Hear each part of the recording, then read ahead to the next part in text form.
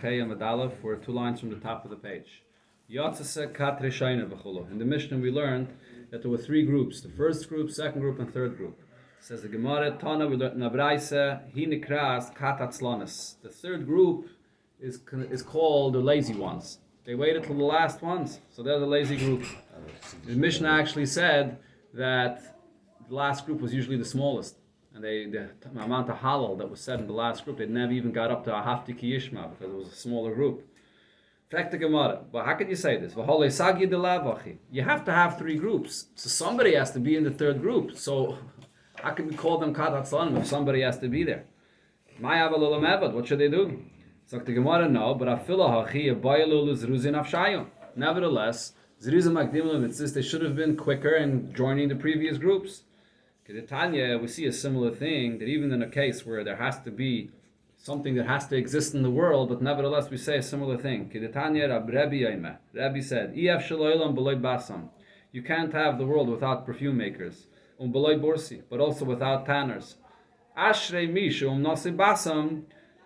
Fortunate is the one that his work is to be a perfume maker, and woe to the one that his work is to be a tanner. So you need both, but someone that's could be working with things that have a good aroma is fortunate. And also, the world can't exist without boys and girls, men and women.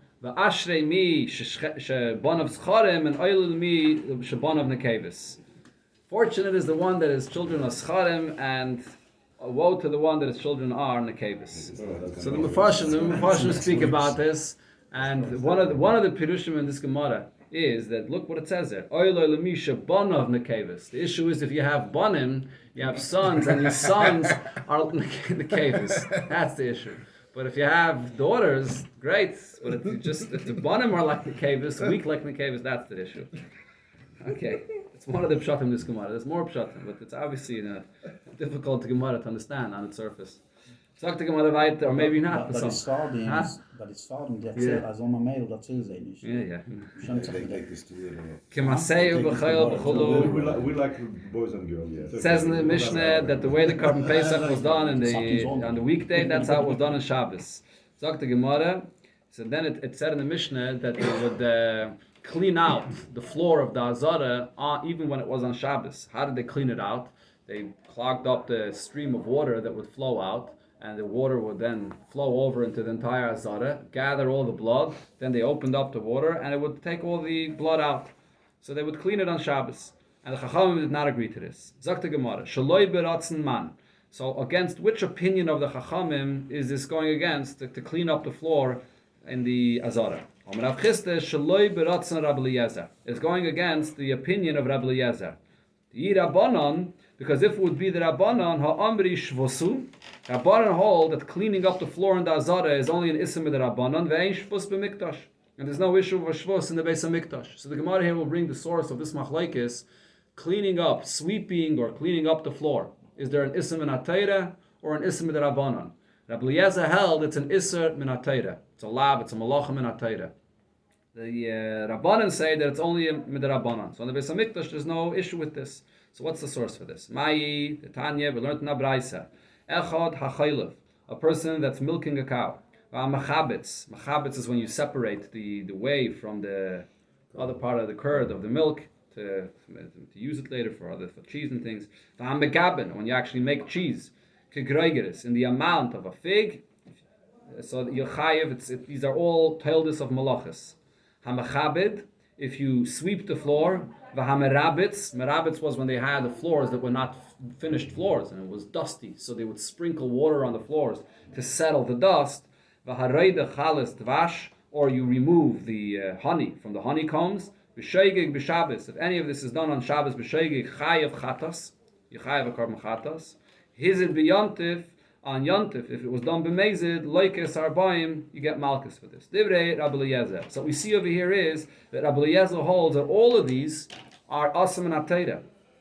So Rashi brings over here about all these different things. Chaylev is the malach of mefarik. You're separating, you're taking out the milk. Megabin is like building. You build blocks of cheese. Megabin Mechabitz is, what's the malacha of mechabitz? Rashi says is boider. You separate the two parts of the milk. And then reidachal is dvash, is toilish. You're detaching the honey from its source. And then when it comes to mechabit, what's the malacha of mechabit? The malacha of sweeping is because there could be little holes in the ground. Ashvuya gumais, you're flattening out the gumais that there are in the ground. If it's indoor, then that's like baina. If it's outdoors, it's a tilde of chayrish. So he holds it mechabit, sweeping is a malachim and atayra. So according to Rabbi Eliezer, sweeping or cleaning out the floor of the azara in the Beis HaMikdash, when they did the karbanis and it was full of blood, is similar to mechabit, and therefore it's going to be a malachim and atayra.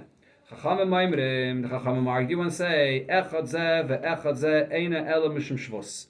No, all these things that we said here, Rashi actually says it refers to the last three. Mechabit, and Reidachal is Dvash, these three are only a shvus, it's only asim d'Rabbanan. The other first three, Chaylev, Mechabitz, and Megabin, the Chachamim agree are asim and atayra. But the last three are only asim d'Rabbanan. So therefore, when it says that it was Shaloi B'Ratzon Chachamim, it's because Rabbi Eliezer. Rabbi Eliezer says that this is Asim and Atayra. So you're not allowed to clean this way. In the Beis HaMikdash, it's Asim and Atayra. But according to the Rabbanon, it's only a Shvus, and there's no Shvus in the Beis HaMikdash. So Ravashi. So this is considered mechabit because Mechabit, yes. the water. Right? So it cleans it out, and I guess the same issue of flattening out different cracks in the floor could apply over here as well. True, but it goes on the opinion of Rabbi Eliezer, according to this pshat. Ravashi says,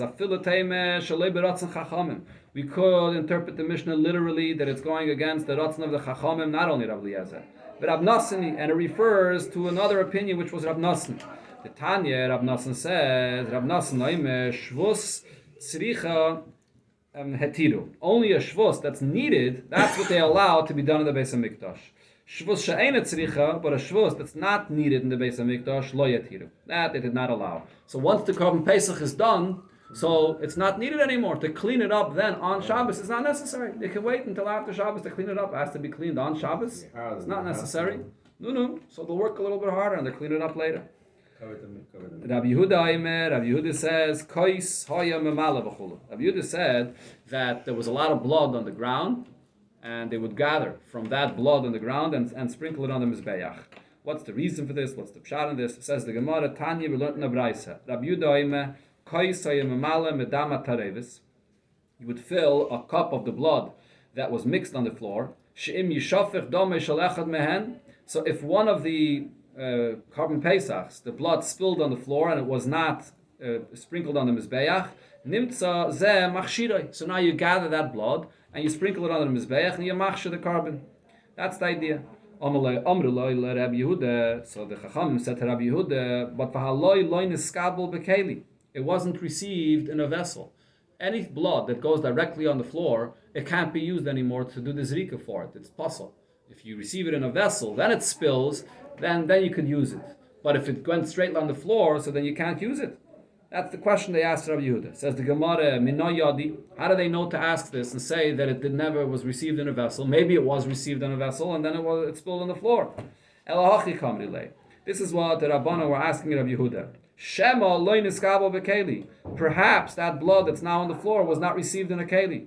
In other words, the whole thing over here is to take care of a possibility that maybe it spilled on the floor. So that's only in a scenario where it was first received in a keli and then it spilled on the floor.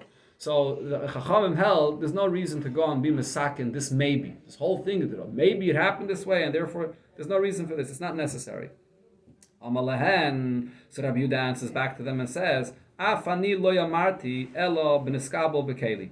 I was only referring to a case where it's actually received in a keli and it's spilled on the floor. And for that, it's necessary to go and be masakin this by picking it up and sprinkle it on the mizbeach.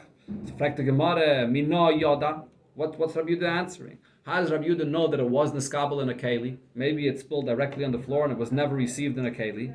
And says the Gemara, Kayanim Zrizane. The Kayanim was reason. They do their job. So they definitely had a keli there and they definitely received the blood in the keli. But fact the Gemara is reason. If the Kayan is reason, they're diligent at their job. Amai mishtapach. So why is it spilling? Answers the Gemara exactly for this reason. Agav zrizusayu, the of the mishtapech, the kainim are so quick, they get the blood and then they run to the mizbeach to go and sprinkle it on the mizbeach. They're doing it with such a energy, so it's possible that the blood spills while they're running. And they didn't think to pick it up then, but they figured, They were very busy. It's possible it wasn't picked up right away. Yeah. The Gemara. So what is Rabbi Yehuda saying? That you're going to pick up from the blood that's on the ground, and you're going to take care of blood that was spilled. But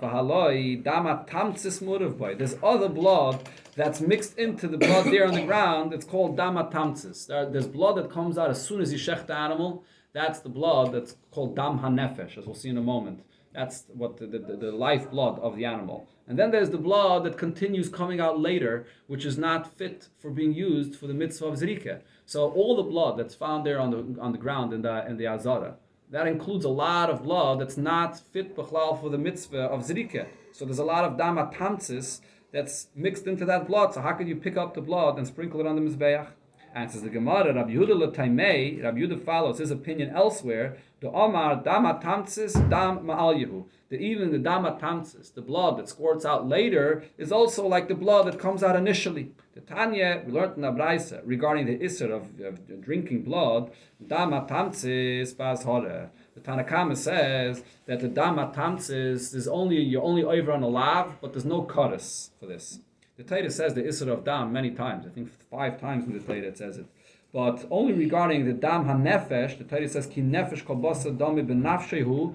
On that, the Torah says Koris. That's the blood that comes out in the beginning. But the dam that comes out later is called Dam HaTamtzis, and there's no Koris for that. Rabbi Yehuda ime behi Koris. Rabbi Yehuda disagrees, and Rabbi Yehuda says that there is Koris even for the blood that comes out later.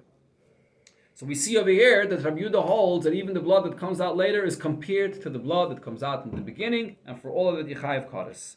So the same thing we could apply over here, or the Zrika of the Dam and the Mizbeach, that even the Dam HaTamtzis would be fit for the Zrika.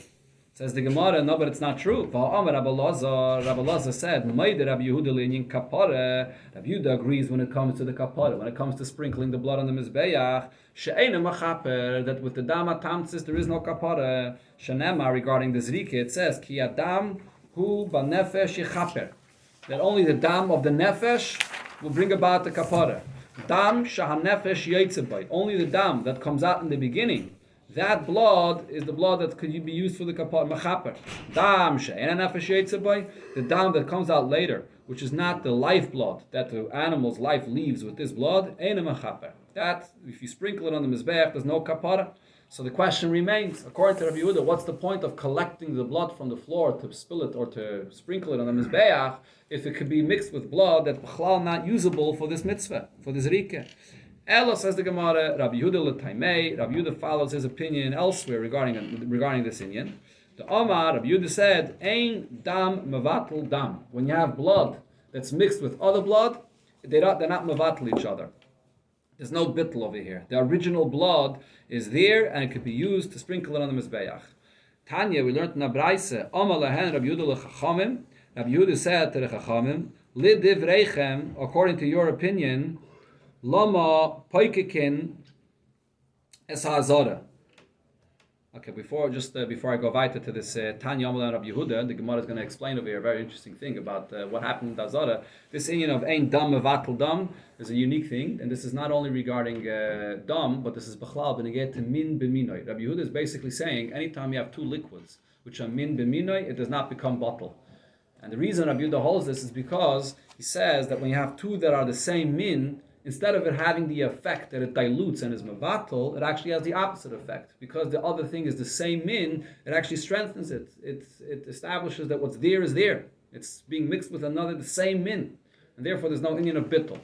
That's a unique opinion of Rabbi Yehuda. We don't paskin like Rabbi Yehuda because the halacha we paskin if you have 2 things that are the same min, but one is, for example here, one is dam hatamtzis and one is the dam hanefesh, it's take both blood. So b'mitzias, it's both blood, but it's different types of blood. They have different halachas. So if you have 2 things that are different dinim, if they get mixed with each other, there is a bittul. So over here, Rabbi Yehuda is following his opinion that the dam does not become bottle. So you can collect it from the ground and spill it on the mizbeach. So it's not mechaper, but it's mixed together with good blood, and therefore it's not bottle. So you can collect it and sprinkle it on the mizbeach. Now, Tanya Amalena Rabbi Yehuda Chachamim. Rabbi Yehuda said to the Chachamim. The Chachamim hold that there's no point in collecting the blood and sprinkling it on the Mizbeach. So, Lidivreichem, according to your opinion, Lama Paikikin es Azara. Why is it that we know that what they used to do is they would clog the Azara, which had walls around it, and all the blood that was there remained inside? While the karbonis of the Pesach was brought, they clogged the Azara for all the blood to remain inside. Why did they want all the blood to remain inside?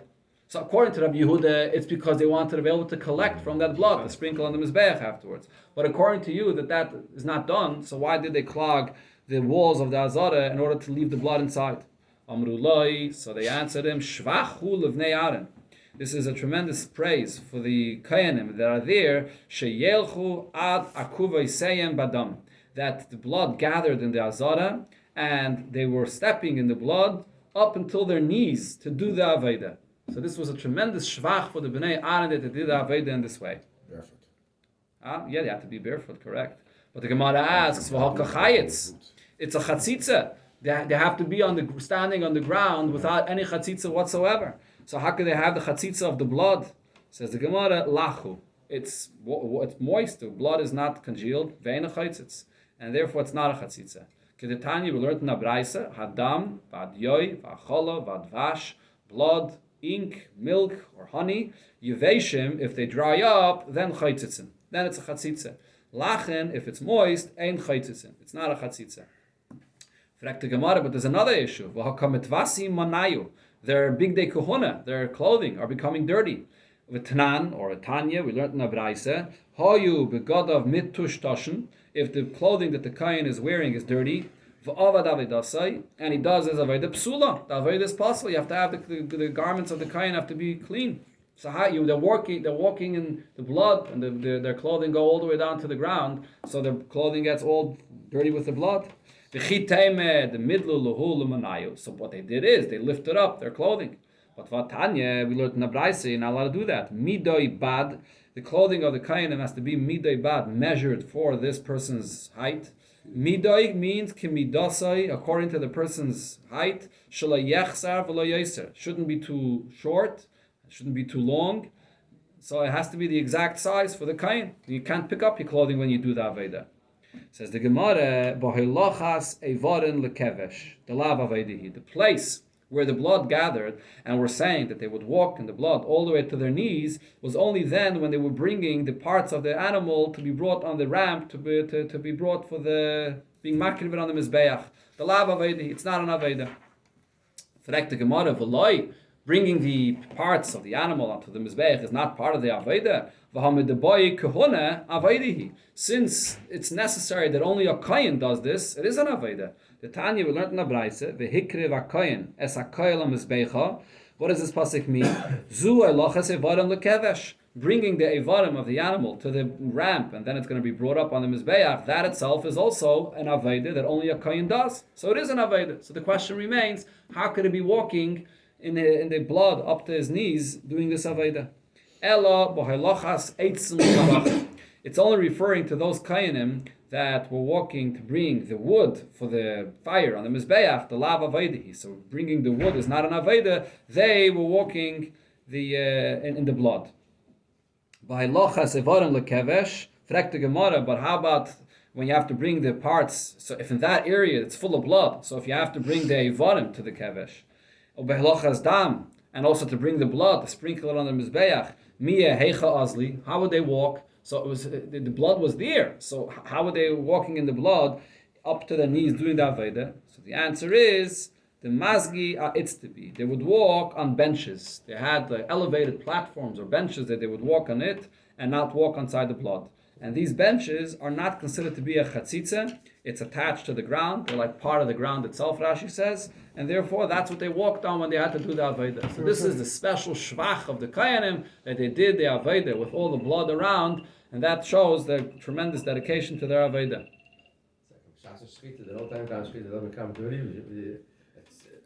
The blood is all over the place. How is it possible that the big day kahuna, that the big day kahuna does not hard. They had to keep their big day kahuna clean during the shechita. Well, that's So maybe why it said that's why it said in the Mishnah that the Yisrael did. That's why Kainim did it. Okay, let's go right So there. the shechita is in one place, but the blood wasn't next to the kevish. But in between was nothing. Sagt die Gemara. And they're walking on a catwalk. Yeah, exactly. Ketzad, Toilin, Umafshitin, the Chulu. How would they hang and flay the animal? Karu v'itziu as a murav, and then they would take out the insides that was used to be makriv of the mizbeach. Nosnam b'megis, it was placed into a basin. La'aktiram, to burn it on the mizbeach. Frek the Gemara. Atu hu gufe hu maktilahu. He himself, the one that's flaying it, he's the one that brings it on the mizbeach. So according to Rashi, the Gemara's question is that you're not goyres in the Gemara. If you look here on the side, in the Gilyon Ashas, Rabbi Kivege, he says, and you're not goyres lehaktiram, but you're goyres vehiktiram, which would mean the same person that took out these pieces, these parts, he is the one that was makted it. Now, who's the one that took it out? A Yisrael. The Yisrael flayed the animal and then took out the parts, and then it would sound like he is the one that was makted it. Says the Gemara, no, it's not he that did it. He took out these parts for the purpose of it being brought on the Mizbeach. He gave it over to one of the Kainim. He himself didn't do it. That's the Taich in the Gemara according to Rashi. Talk the Gemara weiter, Yotze, Kat, Rishayna, V'chulu. The first cat left and the other cat, and then they all went home to roast their Korban Pesach. Tane, Kol Echad, Ve'echad, Noisim, Pischai, Ba'oire. How would they carry on their Korban Pesach? They removed the hide from the animal. So now they took the actual Korban Pesach and they placed it back into the hide like a bag. So they put it inside the hide, and they threw it over their back, and that's how they carried it home. Rav Ilish said, Tayos. This is similar to the way the merchants, the Arab merchants, carry things around. This is how everyone walked out to the Beis HaMikdash carrying home his Korban Pesach to be roasted. Hadron aloch tamid nishcha. This is the conclusion of this Perek. Again, yeah. Yeah, everything has to be roasted. There's certain parts inside. The chalev, there are kloyos, there are certain parts that have to be brought as a carbon on the mizbeach. Yeah. But otherwise, besides those parts, the entire body of the animal intact is roasted. As we'll see later the halachas about the roasting. We'll see everything is coming. So it's about the moving to the mizbeach?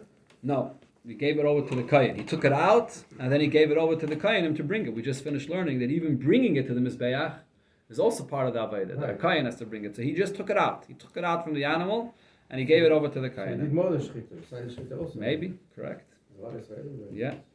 Zog the Mishnah. Now, this Mishnah discusses when Erev Pesach falls out on Shabbos like this year. How is the Korban Pesach done? So we know that it pushes off Shabbos, but not everything is mutter to be done on Shabbos. Zog the Mishnah, Eilu Dvarim Pesach. These are the things of the Korban Pesach, Deichenes Shabbos, that push off Shabbos. Shchitasai, Uzrikas Damai, shechting it, and the Zrike, which must be done on Shabbos. You can't wait till the next day. Umichui Kravov, and cleaning out the inside. Vaktoras Chalavov. So Rashi says you have to clean out the inside, otherwise it's going to smell if you leave it there. Vaktoras Chalavov, and also to be makter, the parts on the Mizbeach. That all of this has to be done on Shabbos. But then roasting it, vahadochas kravav, rinsing it and washing it out, preparing it to be roasted, ein on deichenes Shabbos. This is not deichenes Shabbos. Harkavasai, to bring it on, to carry it to the Beis HaMikdash, which is an Isser Midrabanan. It's because even though you're carrying it through Arishus Harabim, but Rashi says this is a live animal, and the klal is chai noises atzmai. So there's no Isser Minatayra to even carry it through Arishus Harabim. Bringing it from outside the tchom, which is also only an Isser Midrabanan. The chatichas yabaltai, cutting off a wart in order for it to be fit for the carbon. It shouldn't be a balmum. So you're cutting it off with a fingernail in a way that it's only Isser Midrabanan. So we're talking about 3 different examples of things that are preparing it for the Korban Pesach that are all Isser Midrabanan. Ein deichenes Shabbos. Even though they're only Isser Midrabanan, but none of them are deichenes Shabbos. And the reason is because these are things that you could have prepared from before. It doesn't have to be done on Shabbos. So prepare them before. Rabbi Eliezer says deichen. They do push off Shabbos. Any of these things, it's Isser Midrabanan, so therefore it's deichenes Shabbos. And the Gemara here will bring a long discussion regarding this machlokes. Amar Rabbi Eliezer, said Rabbi Eliezer, v'haloi dinu, it's a kal v'chaymer. Ma im shchita. shehi mishum malacha. If the shechita itself, which is a malacha menatayre, doiches Shabbos, that pushes off Shabbos. Elu shehi mishum shvus. These three examples, which are only an isim d'Rabbanon, lo yitchus Shabbos. It shouldn't push off Shabbos. So this is Rabbi Eliezer's kal v'chomer. Amalei Rabbi Yeshua. So Rabbi Yeshua responded to Rabbi Eliezer and said, Yom Tiv Yechiach. I'll prove to you from Yom Tiv that no, that this is not the case. Shehitire by mishum malacha. You're allowed to do shchita and other malachas for the purpose of oichel nefesh, to be able to have what to eat on Yom Tiv. But va'asa by mishum shvus. But then all those things that you can do before Yom Tiv, the machshirei oichel nefesh, certain things that you could prepare before Yom Tiv, even things that are only asam b'darabanan, that is not allowed to be done on Yom Tiv. So you see that even things that are asam b'darabanan are asr on Yom Tiv, even though the malach of shchita itself would be muta on Yom Tiv. Rabbi Eliezer responded to Rabbi Yeshua, Maze Yeshua. What kind of a proof is this, Rabbi Yeshua? Ma raya, reshus lemitzvah. How are you proving from Yom Tiv, where we're talking about a person that's eating for himself, to the mitzvah of Korban Pesach? For the purpose of the mitzvah of Korban Pesach, it is allowed to do the shvus of carrying it and bringing it out of the tchum and taking off a ward. In order for the mitzvah to be done, it's a different story. That was Rabbi Yeshua's. This is the discussion between Rabbi Eliezer and Rabbi Yeshua. So now Rabbi Akiva got involved in this discussion. Hey, Shiv Rabbi Akiva v'amar. Rabbi Akiva responded and said, I'll bring you a different raya. Hazah techiach. I'll bring you a raya from Hazah. Hazah refers to a person that's tameh, and he wants to be able to eat the Korban Pesach. So you have to sprinkle on him from the para aduma in order to be able to eat from the Korban Pesach. Shehi mishum mitzvah. This is being done on Shabbos for the purpose of a mitzvah. If it's Erev Pesach, Shachal b'Shabbos, and this is the seventh day, and he has to be sprinkled, so it's done even on Shabbos. And v'hi mishum shvus. Why wouldn't it be allowed to sprinkle a person with the waters of the para aduma? There's no isim in Atayra. It's only asam mishum shvus. It's isim d'Rabbanan. So and nevertheless, the Chachamim don't allow a person to sprinkle this on Shabbos itself. Why is this asam d'Rabbanan, to sprinkle a person with the water of the para aduma? Because it looks like mechzi k'misaken gavra. It's like you're changing this person, making him fit to eat. So you're like being misaken something. You're like fixing something. That's what it looks like. So therefore, it's a shvus. Ve'ene deiches a Shabbos. So therefore, it is not push of Shabbos. Af ata al titma. So you shouldn't wonder over here regarding these things that we spoke about, the things that are only asam d'Rabbanan, al elu sha'af api sheheim mishum mitzvah. You're doing them all for the purpose of a mitzvah. Ve'heim mishum shvus. But they're only asam d'Rabbanan. Lo yitchus Shabbos. They don't push off Shabbos. So Rabbi Akiva is bringing a proof from the mitzvah of Hazah, which is being done for the purpose of a mitzvah. Amalei Rabbi Eliezer. So Rabbi Eliezer tells Rabbi Akiva, what kind of a raya is this? Ve'aleha ani don. My kal v'chomer applies regarding this itself, about sprinkling the person with the water of the para aduma. And I'll say the same thing like I said before. Uma im shchita shehi mishum malacha deiches Shabbos. If shechting the carbon itself, which is a malach menatayre, pushes off Shabbos, hazah shehi mishum shvus, any din deiches Shabbos. Person that's tameh, you have to sprinkle in him the waters of the para aduma, for sure it's deiches Shabbos. So he's telling Rabbi Akiva, who told you that the hazah is not deiches Shabbos? It is. Amalei Rabbi Akiva. So Rabbi Akiva tells Rabbi Eliezer, no, I disagree with you. Oy chiluf. Maybe say it in the reverse. Ma mazah shehi mishum shvus ene deiches Shabbos. If this hazah, which is only isim d'Rabbanan, does not push off Shabbos, shchita shehi mishum malacha, shchita, which is an actual malacha, maybe also ene din shloi titches Shabbos. It definitely shouldn't push off Shabbos. So Rabbi Akiva is coming and saying that maybe the actual shchita of the Korban Pesach is not deiches Shabbos. Amalei Rabbi Eliezer. So on this, Rabbi Eliezer tells him, Akiva, how can you say this kind of a kal v'chomer? A karta mashakasav b'teira. You're uprooting what the Teira clearly says regarding the Korban Pesach. B'moy adoi. It should be brought in its time. Bein b'chayil, bein b'Shabbos. It should be brought both on the weekday or on Shabbos. It has to be brought. Amaloi. So Rabbi Akiva says to Rabbi Eliezer, Rebbe, my Rebbe, havali mayed le'elu. Bring me, show me that there's a set time for these things that we're discussing, kemayed l'shchita, like the set time that there is for shchita. So in other words, Rabbi Akiva wanted him to come to this point. What Rabbi Akiva is telling him is, the source is from what it says, b'mayadai, that it has to be done in a specific time. Those things that we're discussing, whether bringing it out of the tchum, or cutting off the wart, that's not b'mayadai. That doesn't have to be done on Erev Pesach. That could have been prepared from before. So therefore, even if it's only asam d'Rabbanan, it doesn't push off Shabbos. That's the bottom line of what Rabbi Akiva explained to him. And the Gemara, the Mishnah concludes, Klal Omer Rabbi Akiva. Rabbi Akiva said the following rule: Kol Malacha she'ef shelasaisa me'erev Shabbos, that could have been prepared and done before Shabbos, ein doiches Shabbos. It doesn't push off Shabbos. Shchita she'ef shelasaisa me'erev Shabbos, the shchita that cannot be done from before Shabbos, doiches Shabbos. That does push off Shabbos. That's the machlokes here between Rabbi Eliezer, Rabbi Akiva, and Rabbi Yeshua. So it's a